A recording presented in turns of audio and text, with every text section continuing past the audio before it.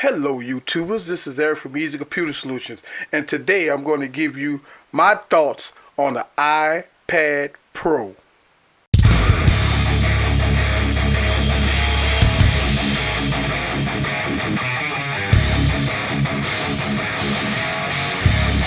Hello guys, this is Eric again with another video, and today I want to give you my final thoughts on the iPad Pro.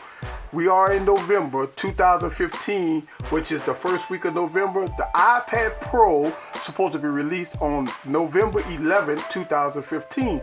So today I want to give you my final thoughts. I'm going to be fair about this.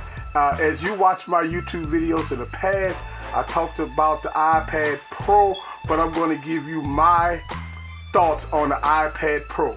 Now, there's three versions of the iPad Pro that's coming out. You have a 32 gig model, which is $799. You have a 128 gig model, which is $949. If you have a Wi-Fi plus cellular version with 128 gigs, and that's $1,079. And you have your choice of colors of silver, gold, and space gray. Now, let's talk about the tech specs for a second. The iPad Pro is going to come out with a 12.9 inch display, 2732 by 2048 resolution, a 64-bit A9X processor, which is supposed to be 80% fast. Then they claim it than all PCs. Now remember, the iPad Pro is running a mobile OS and iOS as the operating system. Okay, and the reason why I want to mention that is because this is the iPad and this is the iPad.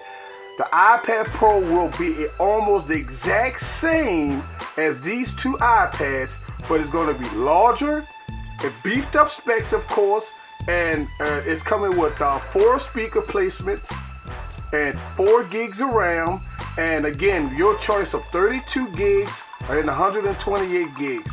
Now, here's also with the accessories. The iPad Pro accessories with what they call a pencil or a keyboard, more like a keyboard, something like this, which and this is my iPad keyboard. It's something like this, but it's going to have the 3 prongs at the bottom, and the pencil supposed to be pressure sensitive. So overall, the iPad Pro basically is a larger iPad. Here's my thoughts about the iPad Pro. If you're needing a larger iPad, something that's bigger, close to 13 inches, that's fine. The iPad Pro will fit you, but you have to remember that the iPad Pro is basically a larger iPad and with beefed up specs.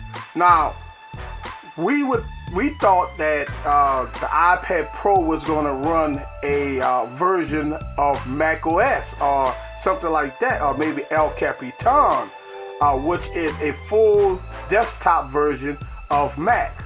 Unfortunately, Apple didn't go that route. So right now we're stuck in the iOS system, which is going to have an app store. All the same apps that's going to run on the iPad Pro, you can run on these devices as well. Now, I believe the iPad Pro is probably targeted towards business users or maybe students that need a bigger iPad. Now, I have the iPad Air 2 here, and it's a nice, sleek, slim device. It's gorgeous. I got the gold, and I got my iPad 3 here, which again, if you look at it, yes, the iPad 3 is a lot chunky than the iPad Air 2. Now, here's my beef with all of this. For $799, you're getting a mobile OS with 32 gigs, no expandable storage. Well, you know how iPads work. You don't get no micro SD card. You get none of that stuff. Now, they claiming the battery life is 10 hours and stuff like that. Well, listen, we already know that the iPads always did have very good battery life. The screens are very good, IPS screens. It does exactly what Apple intended to do, to run apps out the App Store and other stuff like that. So it's basically the same thing as the regular iPad. Now, for $949, you can get the 128 gig. Now, to me, that is the only way to go with an iPad Pro, taking it that Apple want to target this into a productive tablet. You need the storage, so 128 gigs is, but geez, I mean, that's $949. Now, here's the problem with that. After the bells and whistles, by the time you pay tax and everything, you talk about $1,000. So that's very, very expensive for a Wi-Fi only model for 128 gigs. Now, the problem is that who will want the 32 gigs? Listen, if you're going to get this device and it's going to be your primary device and you're going to use this device forever and never, never, 32 gigs is just not enough space. I'm sorry, if you're going to get an iPad Pro, you got to get the 128 gig. Why didn't Apple give you a 64 gig version? See, this is what my beef about this whole iPad Pro situation. Because Apple, instead of coming out, maybe starting out with 64 gig, that could have been a little more, tempting. They did not come out with a 64 gig iPad Pro. So now you're only stuck with a 32 and 128 gig. But what if you need it on the go with cellular?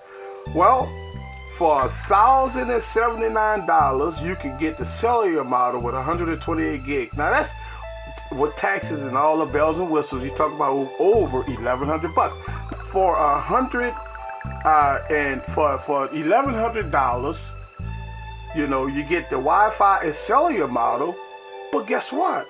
For $1,100, you can get an iPad Air.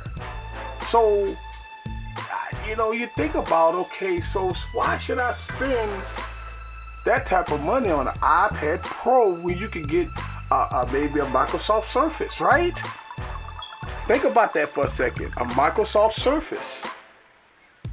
And let's see if I can bring my Microsoft Surface. You can get a Microsoft Surface for, $600. And that runs a full operating system. So what's the deal, Apple? Why are you giving us a mobile OS on a larger canvas? Listen, I understand why they're doing it, because of course it's about this. Listen, to me, if you're going to get the iPad Pro, you're going to spend over $1,000. The 32 gig is a waste of money, in my opinion. I'm just trying to figure out what is the real reason for the iPad Pro. And it's a marvelous device, don't get me wrong. I'm just trying to figure out what market will the iPad Pro will target. Will it target the enterprise users that may be already using the iPad and maybe need a larger iPad, or students, but as far as the millennials up and coming, I don't see anybody going to shell out $800 for the iPad. But you talk about another $100 for the pencil or the stylus, right? And the keyboard. Yeah, you could get any Bluetooth keyboard, but what if you get the Apple keyboard? What if you get Apple Care? We're talking about over $1,000 going into $1,400. After it's all said and done, once you do the math, you're shelling out a whole lot of bucks for a mobile OS. Yeah, they threw 4 gigs around. Okay, well, guess what? iOS is optimized for the iPad. That means that every app will run here, every app will run here. For a cellular version, you're talking about, $1,100. Who is this target to? So that question is going to be answered in the next couple of days when I get the iPad Pro, and I'm going to review it. And for you guys to make sure that I give you my honest opinion about the iPad Pro. I'm not an iPad hater. Now, I just want to let you know that. Look, in my studio, Look, if you look here in my studio, I got iPads, iPhones everywhere. So it's not the point of me